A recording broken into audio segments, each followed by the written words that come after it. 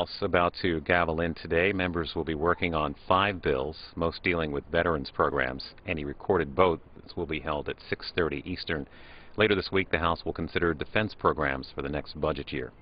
And out to live House coverage here on C-SPAN. House will be in order. The prayer will be offered today by our guest chaplain, Reverend Conrad Broughton, Lutheran Church of the Reformation here in Washington, D.C.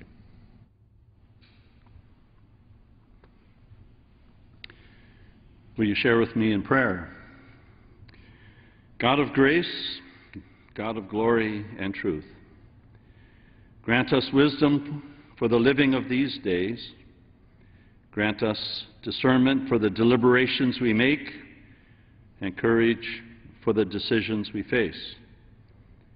May the guidance of your Spirit in this House serve to lead us as a nation in paths of righteousness for your name's sake. Bring to our minds an awareness of your benevolence upon all people, and may our hearts bear the imprint of your compassion for the least among us. You have given to us as individuals and as a body the vocation of being a trustee of your creation and a steward of the common good.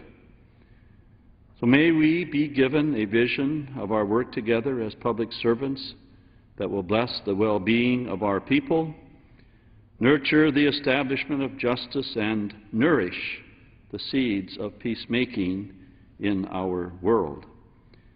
This is our earnest prayer. Amen. The Chair has examined the journal of the last day's proceedings and announces to the House his approval thereof, and pursuant to Clause 1 of Rule 1, the journal stands approved.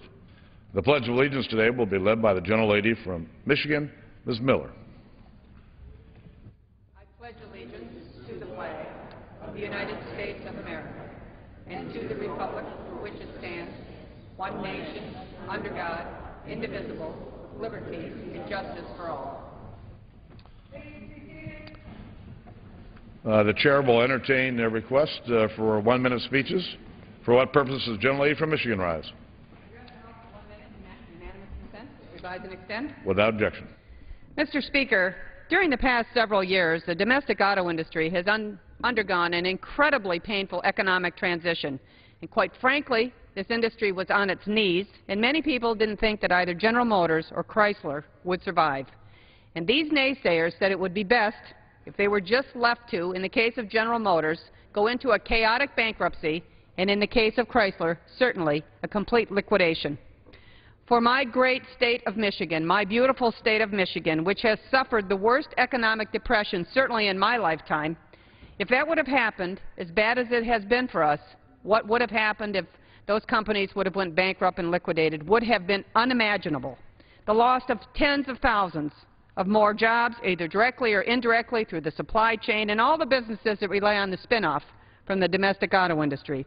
Mr. Speaker, tomorrow, Chrysler Company at the Sterling Heights Assembly Plant, also known as SHAP, which is in my district, will be announcing that they will be paying back the federal government loans in their entirety 4 years early, ahead of schedule.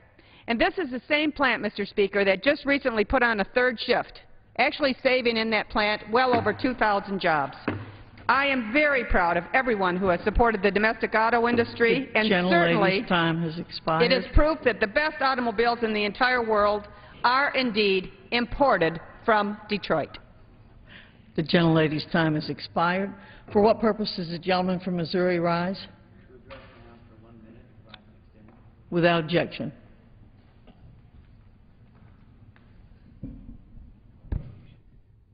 Thank you, Madam Speaker. Today I rise to give thanks to all who stepped up to help when St. Louis was struck by the Good Friday tornado. But it's now time to help our fellow Missourians in Joplin, who last night suffered Missouri's most deadly tornado in 50 years, up to 1 mile wide and 6 miles long, devastating homes, businesses, schools, and the local hospital. I've reached out to our colleague Billy Long, who represents Southwest Missouri. We offer our heartfelt prayers and condolences to the families of at least 89 dead, many more injured, and all whose way of life has literally been demolished. As a member of the Congressional Subcommittee with oversight responsibility for FEMA, I commend the prompt action of our first responders as they conduct urgent search and rescue operations. The American Red Cross has set up an emergency shelter, and for those who would like to help, you can visit www.redcross.org. In the spirit of thanks for the assistance given to St. Louis in our time of need, it's time to provide a helping hand to our many neighbors who urgently require our help in southwest Missouri. I yield back. The gentleman yields back.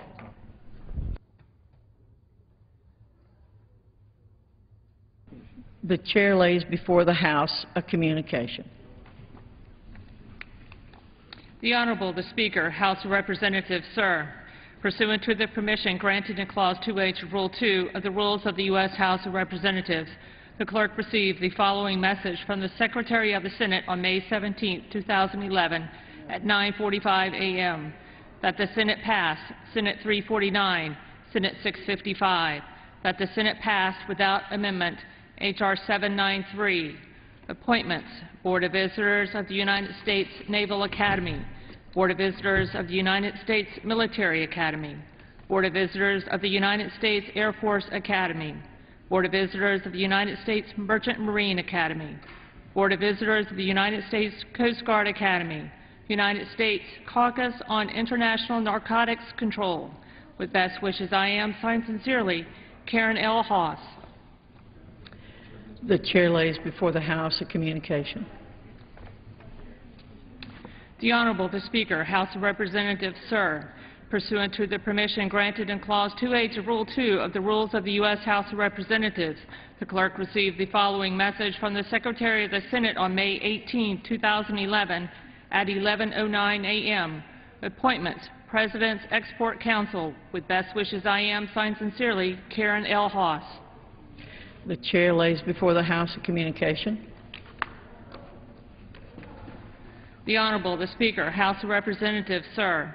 Pursuant to the permission granted in Clause 2H of Rule 2 of the Rules of the U.S. House of Representatives, the clerk received the following message from the Secretary of the Senate on May 20, 2011, at 11:30 a.m.